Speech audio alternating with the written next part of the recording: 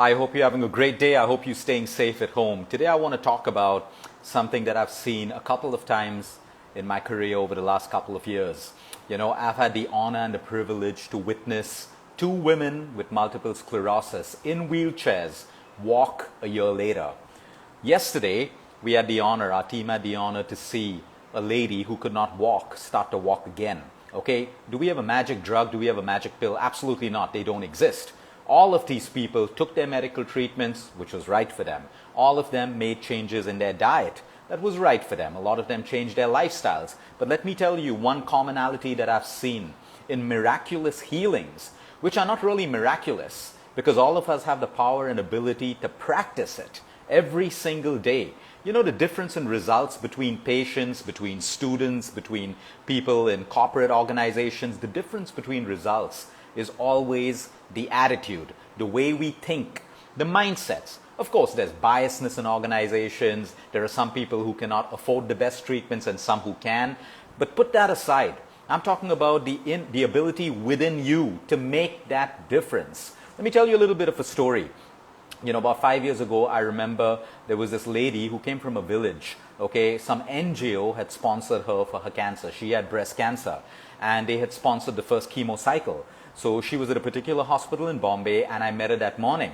And she explained to me, she's saying, I don't want to do this one cycle of chemo because the doctor said I need 16, but only the first cycle is sponsored for me. So I'm not going to have money to come back and do this over and over again. So she said, I'm just leaving and going back to my village. Okay, a year later, I got to know from this woman that she was absolutely cancer-free. She had gone for a scan. The same NGO had done a scan and said that she's cancer-free, and she didn't take one single treatment. This isn't a shout out to you that chemo is bad and you shouldn't take your treatment. When I picked up the phone and I spoke to this lady, she said, Luke, we don't have time to think about not getting better. I have a family to support. My husband's dead. I'm the only person who can work and put money in the family. My mind doesn't have the option of thinking about failure or thinking about debt. It was her mind that healed her, nothing else. She didn't go through a diet. She didn't go through any medical treatment, nothing.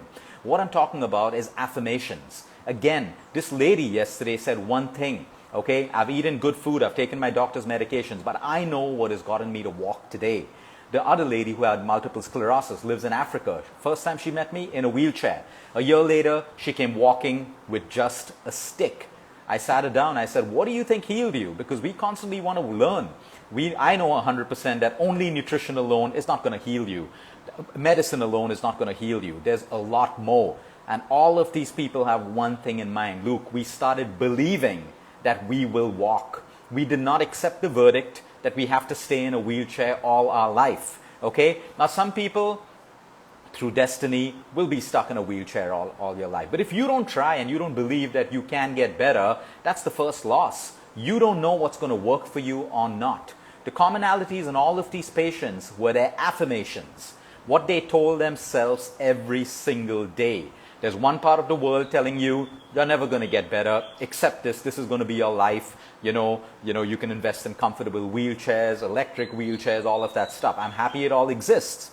Okay? And then there's another part of the world, which is the virtual world. You Google all your symptoms and it will tell you can never walk again, you can never do all of that stuff again. And then there's that whole population of people who separate all of these things and they start telling themselves that they have the ability to heal. They have the ability to heal. You see, there's something called false hope that's a fraud. When someone sells you something and tells you, oh, you're going to walk again, your cancer is going to disappear and all of that stuff. Here, take this vaccine. Here, take this drug. Here, take this magic food. That's a fraud and that's false hope. But every human being has the ability to provide hope for themselves through affirmations. Now, all of us have used affirmations. A lot of us say, oh, they don't work. It's all rubbish and stuff like that. Let me tell you something. Most people practicing affirmations do it the wrong way. They make these long lists of fancy things. I am abundant. I am healing. I am awesome. I am rich. I am getting better. I am getting stronger. They make these lists and they go on repeating it throughout the day and nothing changes. You can go on repeating affirmations throughout the day and it will not impact your life unless you are doing it the right way. So how exactly do we do affirmations? There are people who put these little post-its all over their mirrors and their toilets and their walls, and every time they pass, they see it. Not enough. Not enough. Not going to work for you. To make an affirmation work for you, there's no airy-fairy science around this. Let's understand this. If I ask you tomorrow, all of you viewing this right now, tomorrow you will brush your teeth only after your lunch. Okay? Do not brush your teeth when you wake up in the morning. Through the entire day, right up to lunchtime, you're going to find yourself resisting this. What is that resistance? You are fighting with your subconscious mind, something that is affirmed in your subconscious mind, something that has become a pattern, that is something that has become a rhythm for you. Okay? How did the concept of brushing our teeth form such a strong pattern in our subconscious mind? Through repetition by your parents and constant practice every single day. Okay? Let's go back to school. Multiplication tables. Okay? How did you learn multiplication tables? I ask you 5 5s right now, you know it in a split second. I wake you up in the middle of the night and I ask you 2 multiplied by 5, you will know the answer. In a way, through repetition. Affirmations. You have learned multiplication through affirmation. Okay? If you didn't know your multiplication tables, okay, our time we probably got a whack, or we got our ears pulled, or we were made to write it like 100 times. Okay? So to avoid that feeling, there was an affirmation to learn and repeatedly. 5 1s are 5, 5 2s are 10, 5 3s are 15. That's how it became a neural circuit in our mind. Now, why affirmations fail for most people? Because like a robot, mechanically they repeat it over and over and over again. To make an affirmation work, the same way with visualization, there is the thought and there is a feeling. If the feeling is missing with the affirmation, your affirmation is a waste of time. It is a waste of time. So when I am saying, I am strong, you want to feel strong. Okay, you may not feel strong, but you want to have that feeling of feeling strong. I am amazing, but you feel like, oh, I don't feel good today and I'm feeling whatever. No, I am amazing. Say it like you are going to feel amazing. An affirmation or anything that you want to put in your subconscious mind has to be a thought with a feeling. So when you visualize, you have to have a thought of what you want and the feeling of how it's going to be when you get it. Okay, you can't say, I want abundance, or I feel abundance, I open my world to abundance, but you feel poor all the time, or you feel like you don't have enough and you're scrounging and you're acting like a miser. Won't work. Affirmations have to come with feelings. You may be sick right now, you have a disease in your body, you're not feeling strong, you're feeling weak. Fine. Okay, you're going through the symptom of a little bit of pain right now, but you affirm, I am feeling stronger, my body is healing me. And you say it with so much of conviction and feeling. That is how your affirmations become part of your subconscious mind. There is no magic in the affirmation. The magic is in the affirmation becoming a neural circuit in your subconscious mind, and then that's working for you. So I can't ask you to be positive, and that's why that's the biggest lie. Anyone who tells you, oh, be positive, think positive, that's not going to change your life in any way. Absolutely not, because even the most positive person, even a priest, even a spiritual leader, no matter who, the happiest person, ask them. They also go through negative feelings, sad feelings, the wrong feelings and all of that stuff. So we can't try to be positive, but we can affirm, and that makes us feel more positive about ourselves. So right now, let's say, uncertainty. I don't know if I'm going to get my job back post the COVID. Okay, that makes me feel negative. But I have skills, and they will be utilized by a different company. I have the ability to get a new job. I have the ability to create a new business. I know I am open to abundance. I may lose my job, but it will come to me in a different way. So you see, you're taking a negative and changing it into a positive. So, some people have lists of 50 affirmations in a day, okay? You can't learn or you can't impress 50 things in a day into your subconscious mind. Break it down. Take 1 or 2 or 3 affirmations and that it becomes a religion for you. Why have our religions made us constantly say prayers or chant prayers? Because the more we chant it or the more we repeat our prayers, it gets into our subconscious mind, period. That is what prayer is all about. Repetition, chanting, knowing our prayers, practicing our prayers, because it gets into our subconscious mind. So have you ever seen when you're really stressed out or you're in a dangerous situation, automatically your subconscious mind will start saying those prayers? Because in your mind, a prayer is something that is connected with maybe safety or the ability to help you when nothing around you seems that it can help.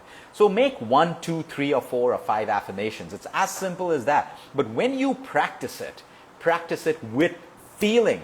Like, I am going to walk again. That has to come with a feeling of you seeing yourself walking again, people complimenting you, people saying, wow, this is amazing, I can't believe you did it. You're happy, your lifestyle has changed. Or if you're feeling low right now, you're feeling, you don't look good, you're feeling your skin is all messed up and stuff like that, because that's what the world is telling you. No. Okay, the feelings come, you don't feel good, but my body is healing, my skin is changing, my hair is growing, this disease, okay, my body is fighting it, my immune system is growing stronger and stronger. You affirm it and feel it. That is the power of affirmation. So do away with all your long lists of affirmations.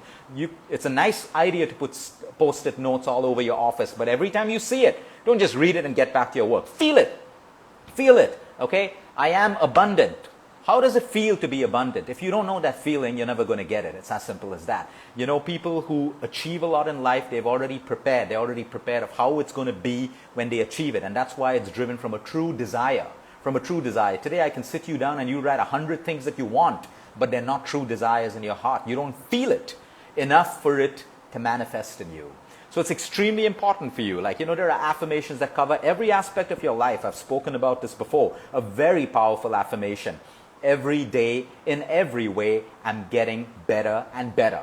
Now, this can apply to your health, to your finances, to your relationships, to your personal growth, to your exams, your mark sheets, whatever. Every day, in every way, I'm getting better and better. As simple as that. Beautiful, short, and crisp. But when you say it, you feel it. You feel it. Every day, in every way, I'm getting better and better. That could be one that you use that takes care of all other affirmations. Or if you have a specific affirmation, I am open to abundance. Feel it. After you say that affirmation, don't go back and, act like you're coming from poverty or anything like that. Focus on all the good things that are happening in you right now. You may be sick right now. There may be pain in your body right now. But you affirm, my body is healing me. My body is getting better and better. My immune system can handle this. My cells in my body are working in perfect harmony with each other. Create your own affirmations from your heart. Sometimes you can take help and Google a couple to start. But the best affirmations are the ones that come from your heart. You know why? Because most people still don't know what they want. They don't know what they want. If you don't know what you want, it is not a desire. It is not a burning desire. If it is not a burning desire, affirmations are useless for you. Absolutely useless for you. So every time you affirm, say it with feeling. Say it with feeling. Maybe you affirm 10 times today that pain in your body disappears, and you wake up tomorrow morning and you still have that pain. You still affirm. You don't give up. You don't give up. You didn't give up on your multiplication tables 10 times after you got them wrong.